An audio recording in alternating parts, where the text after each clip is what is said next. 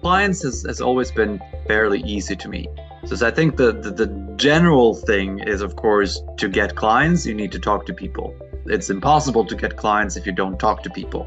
You Hmm. can do all the marketing you want, but clients typically don't walk up to your front door, knock on your door, and say, "Hey, I want to be your client." So there is some kind of communication that you need to do to get to your clients. And where I think most health coaches, most business people in general go wrong is that we go into sales mode. We go into, let me tell you why you need my product. Let me tell you why you need to work on your health. Let me tell you why you need XYZ product. We forget that these people have needs and wants, and they have problems. So my approach has always been talking with people and then becoming a problem solver or a needs fixer. So my conversations with clients are rarely on, hey, you need to take this test and you need to take this supplement and you need to take this and this and this and this. It's much more on, hey, Omar, how are you doing? What struggles do you have now with your health? Or what is your goal with your health? What do you want to improve? And then we go into the conversation about what you care about.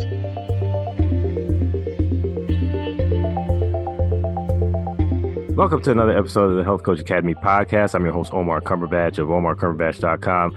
So excited to share today's guest with you. This has been a long time coming. I've been meaning to have Kenneth Tinglum on the show for such a long time.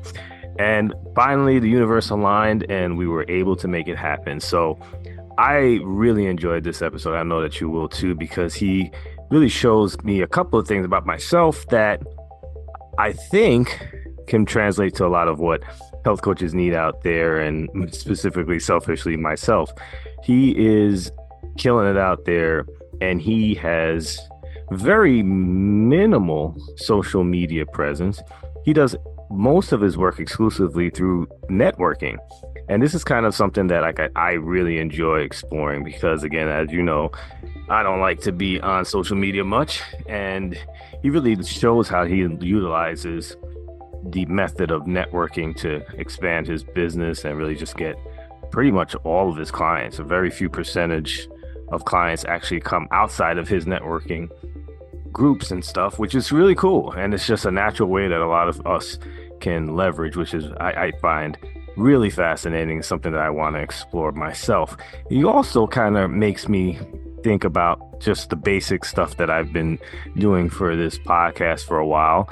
And I do get a little crazy. I admit that we do get into some granular details about paid ads and just high level marketing tools to get business. But Kenneth kind of enlightens us to the fact that, hey, we need our first few clients. And that's one of the things that I did kind of neglect for a while, right? Like, like health coaches just starting out, they just say, hey, how do I get clients, period? And this is really one way to address how to do that. And yeah, he kind of bring me back to earth a bit. So I really appreciate that as well.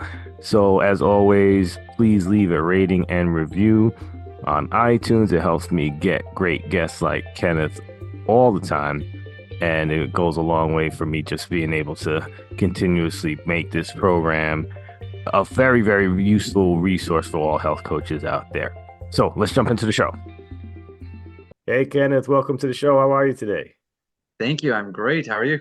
Fantastic. It's been a long time coming. I'm so happy to finally have you on, but we have a lot of great things to talk about today. So, the universe, I should say, works in the most perfect way. And I think it's just a super opportunistic time for us to get on this call right now. So, Kenneth, tell us a little bit about yourself. I'm really curious about your origin story. I know you have a great one, and I would love to share it with the audience. Of course. Well, to make it short, I'm Norwegian, born and raised. I lived here on my family farm for the first 20 years of my life. I got a degree in finance, took some biochemistry lessons or sessions and classes, and got really interested in the biochemistry of the body. Didn't really think about it a lot until about 5 years later when I ended up being sick. I was home, I was unable to work. So for about 5 or 6 months, I basically just moved from my bed to the kitchen to the TV and then back to the bed again. And this is where my health journey as a health coach and as a nutrition expert started, because I figured out that what I was doing wasn't working for my body. What I was doing, what I was eating was making my body sick. So I started taking the reins of my own health and I started making changes. I started cutting out a few carbs. I started cutting out a few processed foods. I started adding in all of these good, nutritious fats and proteins and natural foods and supplements. And one day I was feeling pretty good again. And ever since that day in 2010, working with nutrition, helping other people realize the power of food, the power of nutrition, has been my path ever since. And that path has taken me around the world. I lived in London for a couple of years. I lived in New York. I lived in Florida. And then now I'm back here in Norway again. And for the past 15 years, nutrition has been my path. I'm always fascinated to hear about other countries' food supply. I'm always assuming that it was better than ours, and usually it is in America. What is your experience on that? Since we just kind of got off in the topic, you have lived in the States. What is the difference between the two food supplies, and why do you think that contributes to some of our health deficiencies? Yeah, so I have two different perspectives on that. So the first perspective is just my perception. So since I lived in Europe for the first 25 years of my life, and then I lived in the States for about 10, and then I'm now back in Europe again, there's a few realizations that I've made. Number one is that food in general is not nutritious enough in the States. It's not nutritious enough in Europe either, but the level of nutrients in the food you can buy at a random grocery store in the US is way lower. The quality of food is way lower than it is in Europe and specifically in Norway, where I'm from. So, just from perception, when I was walking around in the aisles of Walmart or Whole Foods or Trader Joe's or whatever store it was, I was finding a lot more processed food in the States. I was finding a lot more additives, and I was finding a lot more sugar, carbohydrate rich foods. Whereas walking the same stores, the same types of stores in Norway, the amount of produce and things that are fresh and things that are more natural, less processed, uh, is a lot easier to find. So that's the first perspective. The second perspective is even more interesting. So working the way that I do now, I use tests for my customers, or for my clients. And one of the tests that I do is an omega-3, omega-6 test. So looking at the ratio of omega-6 versus omega-3 in the blood of the people I work with. And we now, me and the company that I work with, we've done over 1.3 million of these tests worldwide. It's a pretty big database. The average ratio between omega-3 and omega-6 on all Norwegian tests is around 10 to 1, Hmm. meaning that we have 10 times as much omega-6 as omega-3 in the blood that we test in our clients. In the US, the average is 25 to 1, Wow. so 2.5 times less omega-3 in the blood of US people than in the average blood of Norwegian people. So that's just showing how much less nutrients we can find in the food that we consume in the US. So that's kind of the two perspectives that I can think of. Yeah, no, those are two awesome perspectives. I always fascinating with it. I think I got into the health coach space specifically because I went to Canada maybe about 20 years ago, and I just realized how just walking around, you just saw so many people who were just slimmer than American. They were very, very slim compared to the group of friends that I went with. And it was actually funny where they were looking at us like we were like monsters, right? I had one guy who I was walking with he was about 6'5", 380, big guys. Like, we were walking around and there was just like there was just no one even comparable in size. So I always find it fascinating. But you did mention the testing, and I know that you are like the master of client acquisition. That's why I really want you on this show, because what happens in my show, I sometimes get so far down the road with these lofty ideas, and I'm always jumping into branding, I'm jumping into marketing. And of course, those are important components to things, but a lot of health coaches I've been feeling recently have just said, hey, how do I get my first 10 clients? What do I do? What's the process to do that? And I know you just do it so well. Can you describe that a little bit and how you stumble upon that business model specifically that you're able to get yes, clients so easily?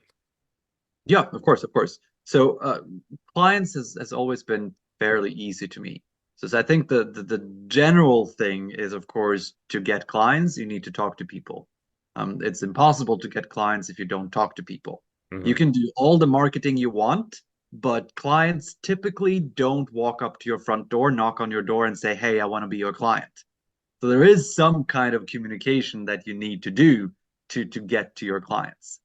And where I think most health coaches, most business people in general go wrong is that we go into sales mode. We go into, let me tell you why you need my product. Let me tell you why you need to work on your health. Let me tell you why you need XYZ product. We forget that these people have needs and wants and they have problems. So my approach has always been talking with people and then becoming a problem solver or a needs fixer. So my conversations with clients are rarely on, hey, you need to take this test and you need to take this supplement and you need to take this and this and this and this. It's much more on, hey, Omar, how are you doing? What struggles do you have now with your health? Or what is your goal with your health? What do you want to improve? And then we go into the conversation about what you care about. And one of my best questions that I have when I'm working with my customers is, do you know if what you're currently doing is working? Hmm. And most of the customers or most of the people that I talk to and ask this question, they're like, what do you mean? What do you mean with that? How am I supposed to know if what I'm doing is working? Some people, though, they will go and say, oh, yeah, I feel great. And I'm like, yes, that is definitely part of it. But how we feel isn't necessarily indicative of your body having all the nutrients it needs. Hmm. So my question is always, do you know if the regimen you're doing, do you know if the food you're eating, do you know if the supplement you're taking, do you know if they are actually doing what they're supposed to do in your body? And that is a very interesting way of me for me to say, hey, let's test it. Hmm. And then having the test to be able to then show the customer, show the person that what you're doing isn't holding up, it's not enough, is a way that I always get to help my customer get their body to where they want to be. Well, I think it's fascinating the testing because I do think that's a big gap in what health coaches are utilizing coming out of most programs. I think FDN is one particular program that involves testing pretty heavily, but most of them don't, right? So, and I think because especially in the States, a lot of Americans really feel like the doctors still are the gods, right? They really utilize this glamour around the testing and medicine, not even as much as the supplementation, but there is that gap. So that's why I think that was really important that you're able to do that, and that's very attractive to clients. So I definitely get that. But I'm really fascinated also with just your approach, right? Did you have that approach out of the gate? Or was something that evolved over time? It's definitely been something that has been evolving over time. I think I've always had that let me fix problems attitude. Hmm. So it's always been easy for me to jump into that. But then over the past 15 years, I've really started kind of tweaking it and developing it where all I'm doing is fixing problems for people that I meet. But also by doing that and also by associating myself with other professionals in other businesses that also have that mindset of fixing problems, Hmm. I also get a lot of referrals from people that I'm in networking groups with. where we are training each other to be problem fixers or problem solvers for each other's network's problems. So, Mm. just as an example, a couple of days ago, I was at a conference, and this was not a nutrition conference; it was just a business conference. And at this business conference, I was talking with this guy, and we were talking about in general how we get customers, and he was sharing one of his recent clients, and he's done some video promotion for them, and they had this gala, and he was filming it, and they were super happy and all that. And then I was sharing one of my clients, and I was sharing that one of my clients is a marathon athlete, and they wanted to prime their body and make their body as strong as possible for going into these marathons. And then, since I know this person from before, he was immediately saying, I have someone that's going to run a marathon for the first time this year. I will talk to him and introduce him to you. And later today, I'm going to have a meeting with the friend of my business colleague who is a marathon runner. And he's going into that meeting saying, I'm excited to meet you tonight, Kenneth, because I want your help to be the best marathon runner there is. I want to do this in a healthy way. I have never met this person before. I've hardly talked to him. It's one email, but someone else did the job of finding someone that had a need, and I'm just the solution and the fix to that person's need. Mhm. And this is typically how I get 90% of my business, through other people that find people that have needs, that have problems that I can fix, and they refer them back to me.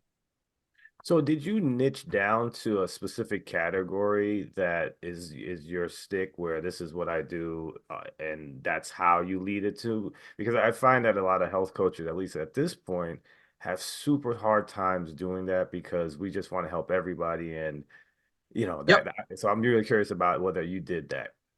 And everybody is the enemy of getting customers. Mm, Because the moment you tell someone that I can work with anybody that has a health issue, you've lost them. mm. And the really the best example of this is it's super funny. This is a couple of years ago, and I was in a networking group with a chiropractor, and he hadn't really started doing this building out customers through referrals and finding needs and all that. But when he was introducing himself, he said, I'm looking for everyone with a spine. And I'm like, okay, thank you, chiropractor. That helped it narrow it down. Now I know exactly who I should refer to you, right? Oh, God. But that is typically what I think most health coaches are doing. They're saying that, oh, if you know someone with pains, if you know someone that's exhausted, if you know someone with ME, if you know someone with fibromyalgia, if you know someone with bad gut, if you know someone with a bad immune system, if someone is sick, if someone is long COVID, I can help them all. And then it, we can't help them because we don't know who they're looking for. So the answer to your question is yes, I have narrowed my look or my search or my customer profile into three. So when I talk to someone that I'm networking with, networking colleagues, they know that I'm looking for three specific type of customers. I'm looking for the marathon runners. I'm looking for the people that are either going into surgery or coming out of surgery and want to recover as soon as possible. And I'm looking for the people that have struggled with IBS or gut issues and they want to get back to a normal life. Mm.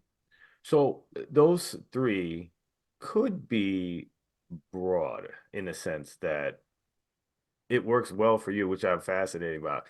I think that's very, very good to do it that way. And I think it makes health coaches actually feel more comfortable because you do have it seems like it could be a little bit more of a bigger cup to draw off of, where some people are just so niched down to the eye color of the avatar. And you hear business advice like that. I tend to not agree with that just because I feel like it puts you in such a funny box, in my opinion. How did you feel that three is that avatar for you? And why is it working so well in comparison to all the loud business noise that you hear out there? Yeah. So for me, those three, for one, it's the three types of people or categories that gives me the most pleasure in helping. So Mm, people going into surgery and needing to recover, I love helping people recover faster, and I know that the doctors are not giving dietary advice. I had a friend that was going into surgery, and the doctor said, eat white bread with jam. And I was like, okay, how is that going to rebuild your knee? Because white bread with jam is not going to give you the building blocks you need, right? So that's one of the things. But I think when you niche it down like that, when you say, hey, these are my three categories, even though they're fairly broad, whenever I'm in networking sessions, whenever I'm in one-to-one meetings with people that I want to refer to me, I'm very specific with, hey, I have a customer. His name is John. John had this issue. For the past 20 years, John could not leave his house to go for a dinner because he never knew when he was going to poop his pants. His Mm. IBS was so bad that he could not go for a dinner with friends or family. After I worked with him for 6 months, he's now able to go out and have dinner with his friends every single week, not worrying about his IBS because we made it such a small problem for him. That is why I'm looking for other people that have IBS problems. So I'm making it very customer centric. So I'm talking about an experience one of my customers had that I fixed, and that is why I'm looking for similar people in that realm of customers.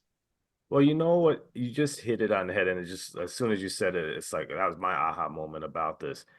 You are operating in this model out of a network, right? As opposed to an online search. And I think a lot of the advice that these coaches or these business gurus are talking about are online searches, and that could be problematic. It is perfect that you're working in a network setting as opposed to going to Google and say IBS, because that's the only person you're gonna find who's looking for IBS specifically.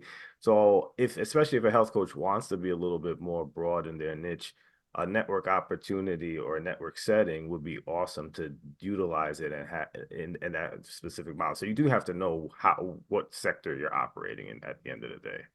Yeah, I would even say that online has one major challenge, and that is if someone is finding you online, the only thing that that customer has to compare you with any other competitor delivering same services is price. Mm, So the first thing that they're going to talk to you about when they talk to you is what are your prices? What does your service cost? And if they have any offer from any coach that can give them the same perceived product for a lower price, they're going to jump over to that person. Utilizing networks, utilizing your networking group, utilizing your friends and already existing customers is a completely different ball game. Because when you're referred in, price is not really the topic. What you can deliver and the value is the topic. And mm. that is what you're going to talk about. So I would say utilizing networking groups, if it's a local one, if it's an online networking group, if it's a global, it doesn't really matter. But as long as you're building these relationships with other people and they find people in need, you can compete on value instead of price. No, that's a great point. There's nothing better than a referral. And I think, especially in the world that we live in, we kind of forget that. But I'm glad that you brought up, the online uh, example as well. What do you consider your online presence? Do you utilize social media a lot? Do you use those tools to grow your business? Because me personally, I'm not interested in being online, and that's like a deterrent for a lot of health coaches who's like, listen, I don't want to necessarily be out there like that. Can you Yep. talk about how you've been able to do it with the online presence that you do have? Yep. I have no web page. I have no social media accounts with my nutrition business. I do all my business through referrals. Wow. So every single customer that I get is either someone that I directly talk to myself or it's someone that's referred to me. And I was looking this up a couple of weeks ago, and before the pandemic, so in 2017, 18, and 19, I had between 70 and 90% of my business come from referrals from my referral partners in networking groups. Wow. That's amazing. And that's comforting, because again, like everybody gets caught up in the online world, not necessarily interested in anything that it has to offer. It's kind of a second job on top of the job. It's not really something that content creation is very difficult to begin with. And just to have enough of that out there, and most coaches just want to coach. They want to just do what they do best and just help Yep. other people. And sometimes the online platforms don't really give you an opportunity to do that at least on a consistent basis. So that's really cool. Um, I think you knocked a lot of these questions out the park. And before we like wrap up, I really would love to hear about this book that's coming out. I'm excited to read it. I think this is going to be a game changer in a lot of different ways and really going to show your expertise in the field. You've gone through a lot of things, and I know that this book is going to highlight some of the things that a lot of people probably just don't know about the health space. Um, I personally enjoy that type of read when it comes to health because obviously everything that's in the mainstream that they're feeding us isn't working. So I want you to give us an opportunity to get to know what you're up to in that book and really when it's coming out and all that kind of good stuff. I think it's going to be a game changer. Of course, of course. And I've been thinking about this book idea for quite a while, for several years, because what I realized is that all of my customers, all of my clients, they come to me with, "Oh, why haven't anyone told me that before?" Mm, Or, "Wow, I didn't know that." And I'm like, "Okay, so how is it possible that people generally don't know that the body needs fat? Without fat, we wouldn't work. hmm Nothing in our body would be dead. But still, I have people come up to me and say, "Oh, I didn't know that fat was an essential nutrient." And I'm like, "Okay, how are we supposed to take our health in our own hands and make our health better if we don't know these elementary truths?" And this book that I've been working on now for the past couple of months addresses all of this. mm, What are these myths that are out there? What are the myths that people generally believe in that aren't true? I mean, I still have clients now, today in 2024, that thinks you can only have one egg a day because in the early 90s, we were all told that there's too much cholesterol in eggs, so we can only have one egg. And then that was busted as a myth by everyone in the mid 90s. But then now, 30 years later, people are still thinking that they can't eat eggs because it's too much cholesterol. Oh, So it's yeah, horrifying. It's horrifying. I know that I was just saying like the 90s, I'm an 80s baby. So like I know that the demonization of fat was a real thing. It wasn't just like, I understand that there's maybe a little difference between the carb issues that are going on now. I mean, it's not just about carbohydrates, it's about pesticide, all that other kind of stuff now. But we're living in a different era now that I felt like I went through the fat demonization. I'm going through the carb demonization. God knows what the next decade's gonna bring. But yeah, it's fascinating that people, and I should say I think people do the right thing, right? And they do what they're told, and that's the thing. They were told that fat was bad for you, and fat makes you fat, cholesterol this, cholesterol that, and people truly took that advice and tried to do the right thing. It just didn't work. And I think of your book course, addressed that. Yeah. it didn't work, and that's the problem now. I mean, people are getting sicker and sicker, people are getting fatter and fatter, and people are getting tired and more tired. And we're at a point now where if if we don't give the knowledge back to people, Mm. we will have a lost generation. And we're talking about this in the beginning as well with testing. So people go to the doctor to get tested. But what the doctor is testing is, are you sick? Do you have a disease? And when they then get, no, you don't have a disease, you're not sick, people think that that is a clear bill of health and you're at optimal health. Right. I've had so many people come to me and say, "Oh, I just did my annual physical and my doctor told me that I'm super healthy." And I'm like, "No, what your doctor told you is that you don't currently have a disease. Yeah, That's not the same." yeah. And that's really what I'm addressing in this book is our perception of nutrition, our perception of health is of course marked by what we have been told over the past 40, 50 years. Mhm. But to be able to make these decisions for ourselves moving forward, we need to know these universal truths. And that's what I'm talking about in my book is exactly this. What are the myths? Why have we been told them? And what is the actual truth that we can live by? And what are the guidelines that we can be healthy with? Oh, it's going to be great. And then you know what? The reason I bring it up too is just it's just another thing that a health coach can have in their hands that they can recommend to their clients and just help them. And I'm always looking for tools and ideas that can actually make, our businesses better. And I think that book's going to be awesome. So listen, Kenneth, you have been fantastic today. I want everybody, I know that you don't have the website like you were saying, but you are very visible online in the sense that if anyone wants to get in touch with you, they can do so. So can you share those little areas that we can get in touch with you to keep up with all you're doing? And of course, to take a peek at the book when it comes out. And yeah, anything that you want to say, anything, imparting advice for the guests. I'm sorry for the audience as we jump off the call.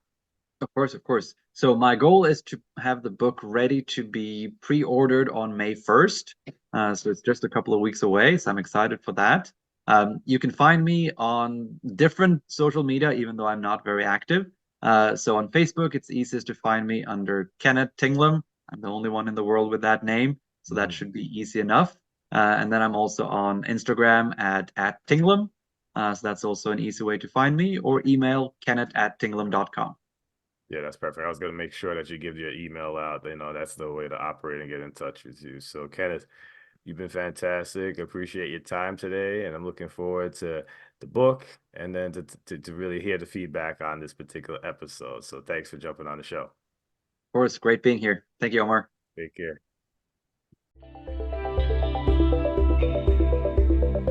Hope you enjoyed listening to today's episode of the Health Coach Academy podcast. If you did, jump over to iTunes and leave a rating and or review. It goes a long way in helping get this message out to our fellow health coaches and people in our industry. Also, if you can, jump over to my website, omarcumberbatch.com, where I give out a lot of freebies, including my 5-day sugar challenge for people who are having issues with sugar. And also for health coaches, I have the book, Hidden. It's the 6 not so obvious ways to get your clients unstuck. Have a great day.